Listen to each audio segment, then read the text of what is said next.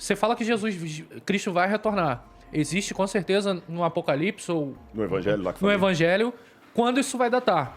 Mas será que é agora? Essa é a pergunta. Será que estamos chegando? Eu acredito que sim, e vou dizer mais. Eu acredito que sim nesse sentido. Quando eu dei aquele exemplo do Evangelho lá, que eu falei, guerra sempre teve, fome sempre teve, tem uma expressão que Jesus falou o seguinte, quando virem algumas coisas, serão como dores, como as dores, princípio das dores. A expressão no grego, princípio das dores, são dores de parto. Analogia que Paulo também vai fazer, dores de parto. Quando a mulher vai ganhar neném, ela primeiro começa a ter contração. Uhum. E o que acontece? Você que é pai, você acompanhou sua mulher, a contração ela vai cada vez diminuindo o intervalo e aumentando a intensidade. Então o que Jesus quis dizer é que até a volta dele, algumas coisas iriam diminuir os intervalos e aumentar a intensidade. Realmente, um terremoto que acontece hoje mata muito mais pessoas e afeta muito mais o mundo do que um terremoto que aconteceu no ano 3 a.C. Aham. Né? Porque o mundo era menos povoado, então a gente está vendo isso. O risco de uma guerra mundial, realmente é uma guerra mundial, embora eu deixei claro, não quero entrar em contradição aqui, que o anticristo vai trazer uma aparente paz para o mundo. E quando ele voltar, então tudo indica que pode ser agora. Uhum. Você está entendendo? Tudo indica. Só que no fundo, Jesus falou o seguinte, o dia e a hora vocês não vão saber. Então fiquem preparados, porque a hora que vocês menos perceberem, o Filho do Homem virá. Mas virá pra salvar? Depende. Quando eu era criança, o meu prazer era quando dava 4h30, apitava o sinal lá da central do Brasil, onde meu pai trabalhava, dava provido a minha casa, eu já corria pro portão para esperar meu pai. Mas o dia que eu aprontava aquela velha frase de mãe, né? Deixa teu pai chegar. Deixa seu pai chegar. Porra. Quando ia entardecendo, que tocava o apito lá, nossa. Então com Deus é a mesma coisa. A Bíblia descreve pelo menos 3... Vai ter um monte de gente que não vai pro portão. Vai se lascar. E olha que interessante, a Bíblia descreve pelo menos 3 comportamentos de pessoas que não vão ser salvas, que são interessantes. Em Apocalipse capítulo 6 fala que quando ele vier, fala da ira do Cordeiro.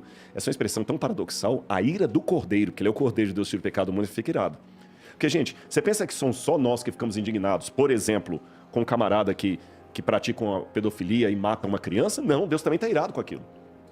Deus também está irado. Deus ama o pecador, mas Deus odeia o pecado. Mas se o pecador não abandona o pecado, Deus vai destruir junto com o pecado. Mas se ele pedir perdão? Aí tudo bem, mas se ele não pedir? Mas o perdão tem que ser de coração Tem que ser de ou é o coração. perdão da palavra? Tem que ser de coração. Tem que ser Porque coração. a gente, até no último podcast que eu vim aqui, não foi? A gente tava até brincando. Ele falou, tava pregando, você entendeu? Podia ser, de repente, se pá, né? Mas a gente tava brincando de, pô, vamos fazer merda e tal. Mas se chegar na hora, lá na hora do portão, falar com o Pedro e se arrepender lá, em vez de se arrepender em vida. Porque Na Bíblia tem não essa. tem essa possibilidade. Isso é legal. Na Bíblia não há essa possibilidade. Tem que se arrepender em vida. A Bíblia fala, aos homens deixa está fadado morrer uma única vez, e depois disso o juízo. Não tem como se Não arrepender tem como, lá. Não tem como. E o arrependimento tem que ser honesto, né? Desculpa. Você tem que se arrepender mesmo. Nossa, foi pro nível Você hard tá entendendo? agora. Aí o que acontece? Você feriu o coração de Deus. E o que eu faço contra você, eu tô fazendo contra ele. É isso que eu tenho que entender. Você é criatura de Deus. Então, eu vou dar um exemplo bem chulo, mas vocês vão entender.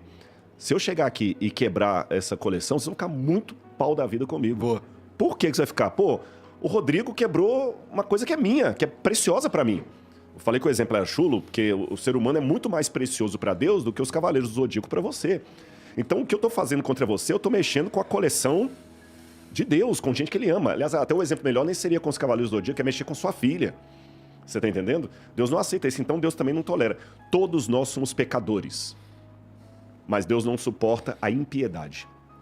A impiedade é a prática do pecado quando você já começa a ter gosto naquilo. Você entendeu? Quando você gostar.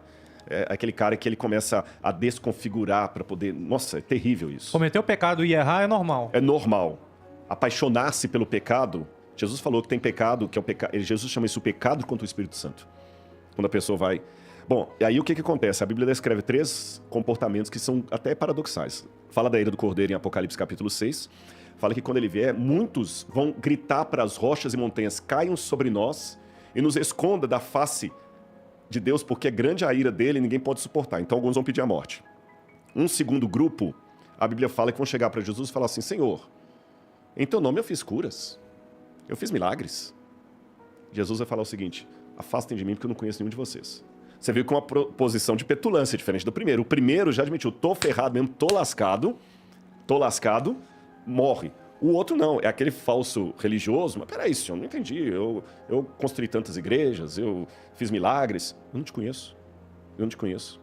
E o terceiro grupo é aquele que Jesus vai falar o seguinte: saiam daqui porque eu tive fome e você não me deu de comer. Mateus capítulo 25. Eu tive sede e você não me deu de beber. Eu tive preso e você não foi me visitar. E ele falou, mas quando é que eu deixei de fazer isso? Toda vez que você negou isso para um dos meus pequeninos, você negou a mim. É um terceiro grupo. Então você tem o grupo daqueles que já admitem que estão ferrados mesmo. O grupo daqueles hipócritas que ainda são petulantes e falam, peraí, mas eu fui religioso. E o grupo daquele que é o anestesiado. Você entendeu? O anestesiado. Pô, mas aí você condenou todo mundo aqui agora, não. praticamente. Aí que... Não, pô, porque com certeza eu já neguei uma esmolinha. Não, mas aí que tá a questão. Não é eu neguei uma esmolinha. Porque se fosse o lance de você comprar o céu pelas esmolas que você deu, aí você tá lascado. Isso aí eu fico... Aí você tá lascado. Mas não é isso. Você tá entendendo?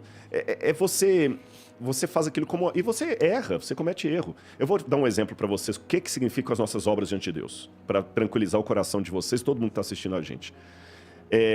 Uma vez um pai estava viajando, caminhoneiro. Passou muito tempo fora de casa. Quando ele voltou, a menininha veio correndo para ele, 3 aninhos de idade. Papai, papai. Ele abraçou a criança. Que linda, vem cá, minha lindinha, tudo bem? Quantas novidades para papai? O que você fez nesse meio tempo aí? Ah, papai, eu aprendi a escrever. Ele falou, você aprendeu a escrever, minha filha? Aprendi, papai. Então escreve alguma coisa para papai ver. Pega lá, caneta e papel. Ela pegou uma caneta, um papel. Já viu criança de 2, 3 anos? Não tem nem coordenação motora. Ela pegou a caneta e começou a fazer assim, ó. Imagina, que é mão de traço, rabisco, entregou para ele.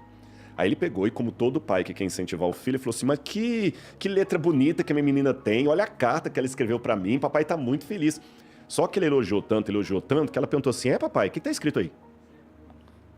Aí ele deu uma resposta que eu acho que veio do céu. Ele falou assim, filhinha, aqui tá escrito que você ainda não sabe escrever. Mas aqui tá escrito que você quer aprender a escrever. E só pelo fato de você querer aprender a escrever, papai ama você, tem orgulho de ser o seu papai, e essa é a carta mais bonita que papai já recebeu. Então Deus é tão... não tem nem palavra para dizer, tão perfeito, tão magnânimo, que qualquer coisa que eu faça, ainda que eu vire uma Madre Teresa de Calcutá, com o coração de Gandhi, e santidade do apóstolo Paulo, tudo que eu faço chega para ele com um monte de rabisco. E ele olha para assim e fala assim, Rato, Igor, Rodrigo, aqui está dizendo que se eu for depender das boas obras de vocês, vocês nunca vão vir para cá. Mas aqui está dizendo que vocês me amam e amam os meus filhos. Então, por minha graça, vocês vão entrar aqui, porque eu amo vocês e o céu vai ficar vazio se vocês não estiverem aqui. É um rabisco, mas é um rabisco que ele transforma numa obra de arte. Espero que Deus seja bom assim mesmo. Eu tenho certeza que ele é. Eu tenho certeza. A Bíblia porque fala, senão Deus o céu amor. vai estar vazio. Vai estar vazio, mas não vai estar não. Tem muita gente que aceita e eu tô aqui. Você tá entendendo?